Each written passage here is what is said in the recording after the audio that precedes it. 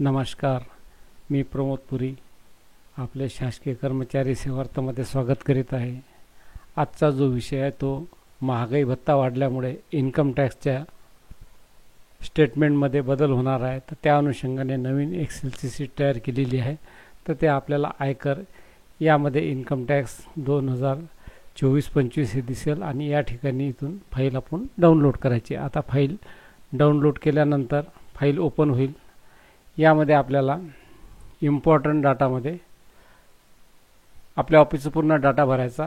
इथे बेसिक टाकायचं. इथे डी एरियस 1/1/24 ते 30/6 आलेला टाकायचा. आताचा जो एरियस आलेला आहे तो इथे टाकायचा. 5th पेचा हप्ता टाकायचा आणि अदर एरियसमध्ये एच.आर.ए जो आता एरियस द्यायचा आहे तो या ठिकाणी टाकायचा. बरोबर आहे. याप्रमाणे आपण काय करायचं, इथं जानेवारीचं इन्क्रिमेंट आहे का जुलैचं आहे हे घ्यायचं. एच.आर.ए किती टक्के आहे आताचा जुना घ्यायचा आपण, कारण की बरंचसं आपला 18 महिने आणि चालू महिन्यातच फक्त 18चा 20 झाला आहे, 9चा 10 झाला आहे आणि 27चा 30 झालेला आहे. तर आपल्याला फक्त इथं करायचं, मग इथून हे कॅल्क्युलेट होऊन जाईल. त्याच्यानंतर आपल्याला हे माहिती भरायची आहे आणि डी सी पी एस असलं यस नो असं करायचं. डी सी पी एसच्या प्रमाणे आपण सांगू. आता याच्यामध्ये केल्यानंतर पे डिटेल्समध्ये आपल्याला जुलैला हप्ता येऊन जाईल. जुलैचा हप्ता आला तर हा डी सी पी एसवाल्यांना कॅशमध्ये मिळाला. त्याच्यामुळे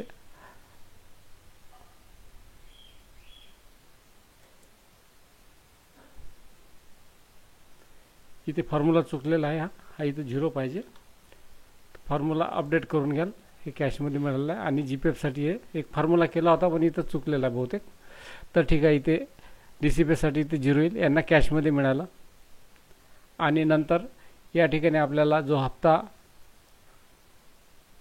पहिला आर.एस मिळाला होता ते आणि ते अमाऊंट जी आहे ते डी सी पी एसमध्ये 10% अमाऊंट इथे 14% ॲड झाली. इथे 14ची इथे 10ची झालेली आहे. त्याचप्रमाणे आताचा जो आहे तर इथपर्यंत डी आपण हे नाही केला. डी एचं हा जो आलेला आहे 20% आपला 53% आलेला आहे.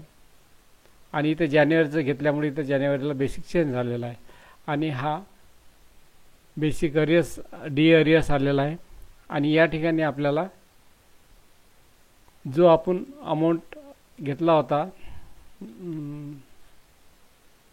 हा 9,996 रुपये आणि चालू महिन्याचा समजा जो 1400 वगैरे काय असेल याच्या म्हणून 24,000 या ठिकाणी आलेली आहे.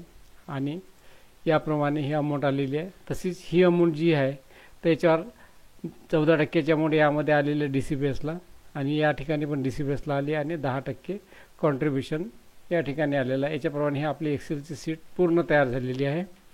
तर यामध्ये फक्त आपल्याला फक्त पाहायचं आहे का जानेवारीचं कोणाचं इन्क्रिमेंट आहे आणि जुलैचं कोणाचं इन्क्रिमेंट आहे. त्याप्रमाणे हे सर्व करायचं. फक्त आपल्याला हा डाटा जो आहे तो या ठिकाणी भरला का या ठिकाणी फॉर्म्युल्याने येऊन जाईल. जे या महिन्यामध्ये एरियस काढणार नाही त्यांनी पुढच्या महिन्यामध्ये आपल्याला हे करायचं आहे.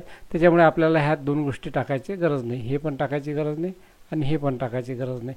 चालू महिन्याचा अरियर्स येऊन जाईल. तर त्याची पुढे आपण शीट तयार करू. याप्रमाणे हे माहिती हे भरलं का याच्याप्रमाणे आपला काय होईल, हा आय फॉर्म तयार होईल. आय फॉर्ममध्ये जुन्याप्रमाणे आपलं सर्व कॅल्क्युलेशन होईल. याच्याप्रमाणे सर्व आपल्याला टाकायचं आहे. जर एन पी एसवाला कर्मचारी असेल तर इथे आपल्याला 50,000 इथे घेता येईल. पण यांची 1,42 आहे. जेव्हा 2 लाखाची इथं अमाऊंट होईल तर तेव्हा इथे 50,000पर्यंत आपल्याला घेता येईल. म्हणजेच जे सेक्शन 80cc 1D मध्ये 1 मध्ये जे असेल ते जर 50,000च्या वर असेल आणि ते 1.5 लाखाच्या जे वर असेल तेवढी अमाऊंट आपल्याला या ठिकाणी घेता येईल. त्याप्रमाणे हे जे असेल CM फंड वगैरे याप्रमाणे आपल्याला हा टॅक्स लागेल. त्याचप्रमाणे न्यू रिझ्यूम पण या ठिकाणी केलेला आहे.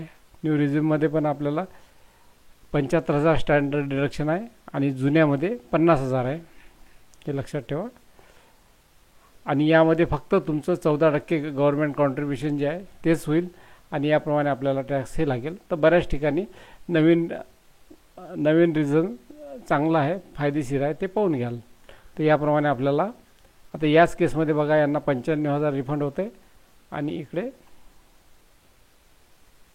5,700 म्हणजेच आपल्याला लक्षात येईल का तिथं जवळपास 90,000चा फरक पडलेला आहे. तर त्यामुळे आपल्याला न्यू रिझ्यूम परवडेल. तर याप्रमाणे ही इन्कम टॅक्सची फाईल अपडेट करून घ्यायची आणि याप्रमाणे आपला सर्व डाटा भरून घ्यायचा.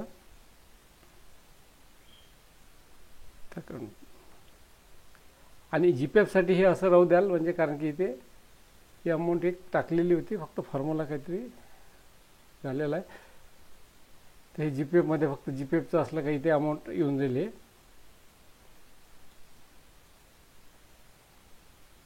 हे टाकायचं होतं इथे फॉर्म्युला. DCPS जर हे असेल तर इथे 0 यायला पाहिजे होता. तो फॉर्म्युला याच्या आधीच्या सीटमध्ये होता, इथे राहून गेलेला आहे. तर एवढी एक चूक आहे याच्यामध्ये, बाकी सर्व ओके आहे. याप्रमाणे आपण इथे माहिती भरू शकता.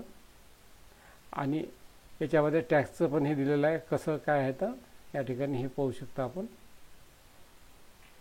तर आपल्याला हे याच्यासाठी अर्जंटमध्ये दिली का आपल्याला जे इन्कम टॅक्स, समजा आता जर अरेस काढलं असेल तर आपल्याला हे सीट पहिले अपडेट करावं लागेल, मगच आपल्याला इन्कम टॅक्स वगैरे आपल्याला समजेल का कोणाचं किती कटत आहे. तर याप्रमाणे, किंवा समजा दुसरी गोष्ट जर असं नसेल करायचं तर काय करायचं, फेब्रुवारीमध्ये यायचं, इथे मॅन्युअली टाकून द्यायचं आणि या ठिकाणी पण दोघांचे टोटल करून मॅन्युअल टाकून द्यायचं. बस 2 गोष्टी करायच्या. आणि इथे पण आपल्याला हे फॉर्म्युल्यामध्ये येऊन जाईल. इथे फक्त ह्या 2 गोष्टी जरी मॅन्युअल टाकल्या तुम्ही, सध्या जर नाही करायचं असेल तर या ठिकाणी पण 2 आपण अमाऊंट टाकू शकता. केलं नसेल तर पूर्ण फॉर्म वापरा, नाही तर या 2च गोष्टी वापरा आणि याप्रमाणे आपलं सर्व काम होऊन जाईल. आणि हे आपल्याला आपल्या वेबसाईटला तुम्हाला इथून डाउनलोड करता येईल एक्सेलची सीट. तर आजचा हा व्हिडिओ या ठिकाणी संपवतो. नमस्कार, धन्यवाद.